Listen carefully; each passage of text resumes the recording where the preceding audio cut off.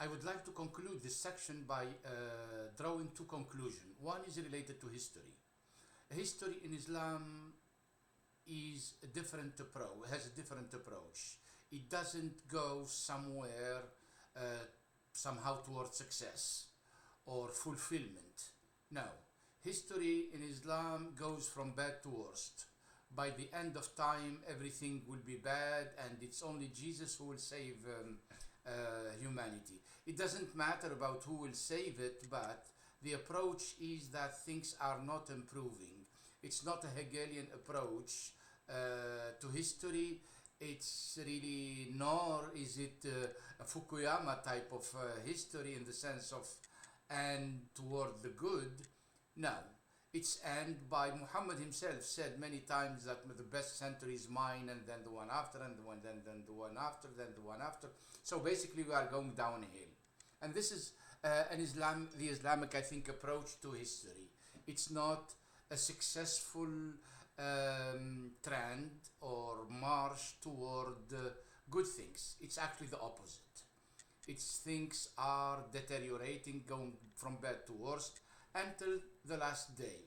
So eschatology in this sense is not about achieving something. Humanity is not going toward an achievement or a success.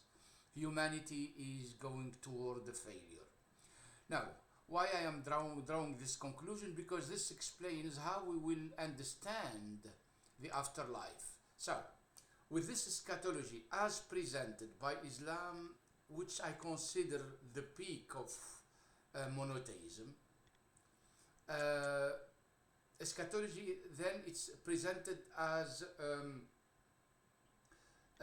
history moving, I won't say backward, but moving in a negative way, and there will be an end, and we need that end. We need to stop things in order to start an afterlife, a continuation like in the Egyptian approach to death, or even in Judaism where there is no after death, there is death and then death. For Islam, no, we need a point. We need really somewhere where everything stops and we start from there counting the afterlife. That afterlife is extremely useful to monotheist religion, and especially for Islam. And it's useful as follows. You have to secure a source of income when you start a new religion. You have to go places, you have to go with your army, and it's not always a sure thing that your army will ensure that you will get the money and taxes that you were expecting. So, the best thing for you to do is to convert those people in order to secure that the money will be flowing. Even though at the origin of Islam, the first century or second century, there was even a question about that, because people who didn't convert paid more than people who converted. People who converted paid zakat, which is not that good deal. The other one didn't pay zakat, paid the taxes that were totally different and could change also every now and then, and could increase too. So at some point Muslim really rejected some people who converted to Islam. They said, no, we don't want your conversion, and even if you convert, we will not change your status to a Muslim status, meaning you pay zakat. No, you will continue paying the old taxes that was imposed on non-Muslim or non-believer, which tells you that money is extremely important here in this situation. So, in other words, when Muslims conquer lands, they establish themselves, they have no way to secure a source of money or source of income other than the conversion of those people. But also, whether you convert or not, you need to have a penitentiary system that works. And here, the afterlife becomes something else. Afterlife for monotheist Islam is not all, it's not just a place where you can see God or enjoy the view of something transcendental or something like that. No. It's a place almost like a jail, a bad jail. Really a bad jail. And if you can imagine a bad jail, then you can imagine hell. As well as heaven. Heaven is really, some of its description, it looks like a place where rich people can live. So I'm trying to say here that the creation or the invention of the afterlife and heaven and hell were from the beginning associated with the establishment of the central government or the central state. If the central state was powerful enough to establish himself or itself in a country, in a certain country, then heaven and hell are not that important. If this government is in a local area or a territory, then he can probably manage his affairs easily, rather than if it expands and become an empire. If it becomes an empire, you need really to create a parallel penitentiary system for those who you cannot control, for those who you cannot monitor, for those who you cannot oversee.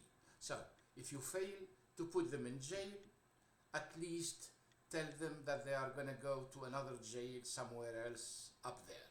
So, the approach to history in Islam, in this monotheistic kind of approach of Islam, you need to stop everything at one point.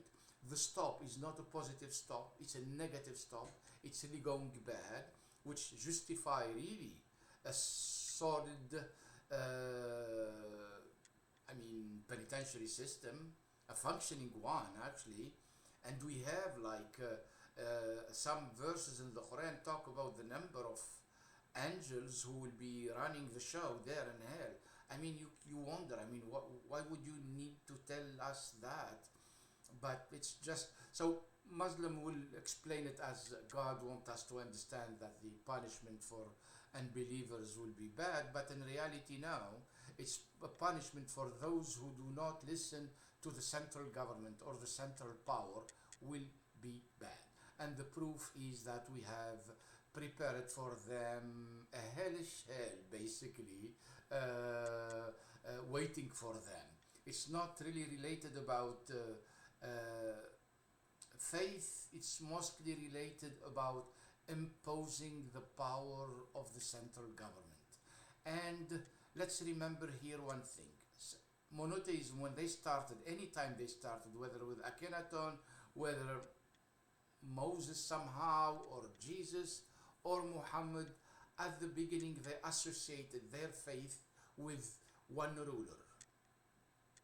And the one ruler took two names. One of the names was God, and the second name was the ruler itself. And we see that exactly with the first monotheism, I think Akhenaton, when he declared at the same time one God, but also one civil rule or civil government, and that is the Pharaoh himself.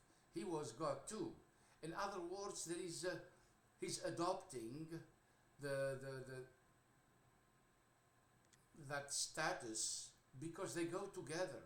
Monotheism is about power, is about rule, is about power, nothing else. It's not, and it should not be understood as any kind of, yes, it took shape of a faith, but in general it was always associated with a political and civil system that switched from one thing to another. When a country becomes monotheist, most likely it will have a central government with one ruler. Now, in the future, I will probably post a video about how would I see the future of government now that monotheism actually is all over the world, ruling all over the world somehow, one way or another, except for Asian countries, where the notion of one God was not, I say Asian countries, I don't know, I'm talking here about Japan, China, India. Those traditions did not really develop. Even the other side, even when we go to Russia, to the Mongols, to the Tengrism, to all kind of religion there, it it's the one God was never the only option available to people. Actually, it was never the option to people there. I mean, God's really, I mean, I won't say they were polytheists, all of them, but I don't know how we can explain or talk about Hinduism or Buddhism. The sense of one God was never developed as it was developed in the Middle East with the monotheism there and with the rise of central government, starting from the Egyptian all the way down with Islam, because Islam by the end, and Muhammad himself, is really the most successful image, example, and model of a monotheist ruler who took and monopolized everything.